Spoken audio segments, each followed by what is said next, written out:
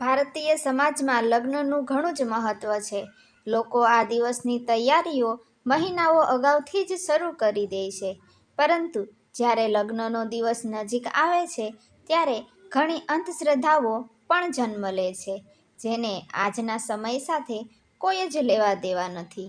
એ વાતમાં કોઈ શંકા નથી કે જગ્યા અનુસાર માત્ર બોલચાલની ભાષા જ નહીં, પરંતુ કપડાં પહેરવાની રીત પણ બદલાઈ જાય છે.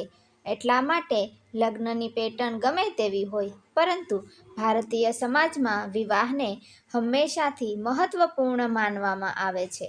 લગ્નવાળા ઘરમાં જ્યાં એક બાજુ નવા પરણેલા યુગલ માટે મંગલ કામનાઓ કરવામાં આવે છે, ત્યાં જ સાથે સાથે મનમાં ઘણી અંધશ્રદ્ધાઓ પણ જન્મ લે છે, જેનો આજના સમય સાથે કોઈ સંબંધ નથી.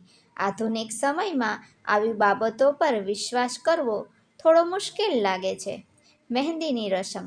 ઘણીવાર તમે સાંભળ્યું હશે કે કન્યાની મહેંદી જેટલી ઘાટી હશે, તેનો પતિ તેને એટલો જ પ્રેમ કરશે. જો કે ઘણા લોકો માને છે કે મહેંદીનો રંગ ગમે તેવો, એટલે કે ડાર્ક હોય કે લાઇટ, પતિનો પ્રેમ હંમેશા 100% હોવો જોઈએ. પતિ અને પત્ની વચ્ચેના સંબંધની ઊંડાઈ મહેંદીના રંગથી નથી નક્કી કરી શકાતી.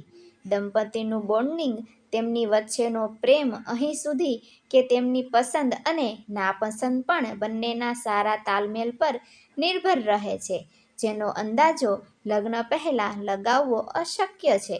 હા, જો તમે લવ મેરેજ કરી રહ્યા છો તો તમને તમારા પાર્ટનરની કેટલીક આદતો પહેલેથી જ ખબર હશે.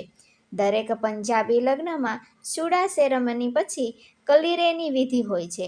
આ દરમિયાન કન્યાની પ્રિય બહેનપણીઓ અથવા તો બહેનોને તેને બંગડીમાં કલીરા બાંધે છે.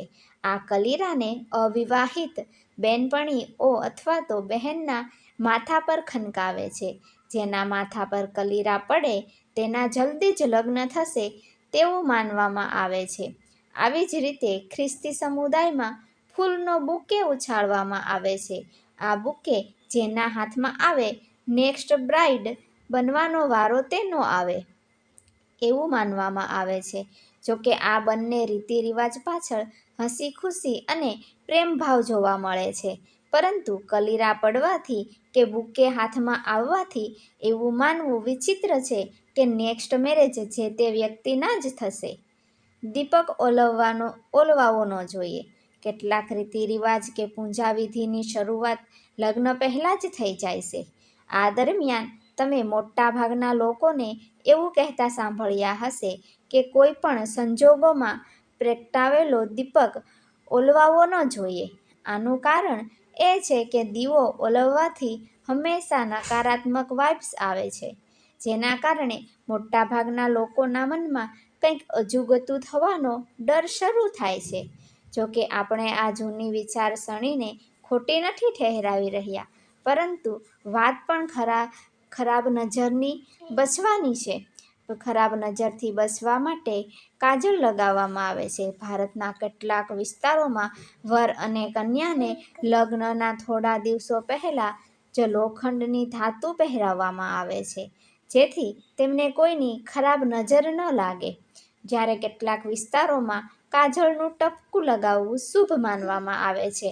કાળું ટપકું હંમેશા કન્યાનું આકર્ષણ વધારે છે, પરંતુ ખરાબ નજરથી કેવી રીતે બચાવે છે તે થોડું સમજથી બહાર છે.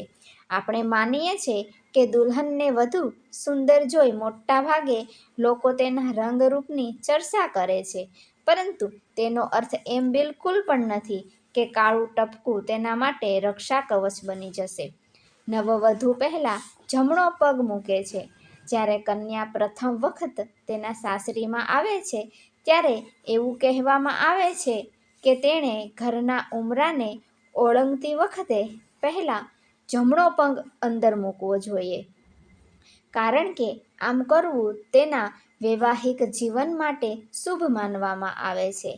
એવામાં જો નવવધુ ભૂલથી પણ ડાબો પગ ઘરમાં પહેલાં મૂકે છે તો તેને અશુભ માનવામાં આવે છે. પતિ પત્નીના સંબંધો એકદમ શ્રેષ્ઠ હોય છે તો ત્યાં શુભ અશુભ વસ્તુથી કોઈ ફેર નથી પડતો. હા, એવી જગ્યાએ આવી વાતોની ચોક્કસથી અસર પડે છે જ્યાં પતિ અને પત્નીના સંબંધોમાં સુમેળ ન હોય. જોકે આવી વસ્તુઓ કે માન્યતા પાછળ કોઈ લોજિક હોઈ શકે છે, પરંતુ સોશિયલ મીડિયાના આ યુગમાં આવી વસ્તુઓ હસી મજાક જેવી લાગે છે. મિત્રો, તમને આ વિડીયો ગમ્યો હોય તો લાઈક કરજો, શેર કરજો અને હા, સબસ્ક્રાઈબ કરવાનું ભૂલશો નહીં. ધન્યવાદ.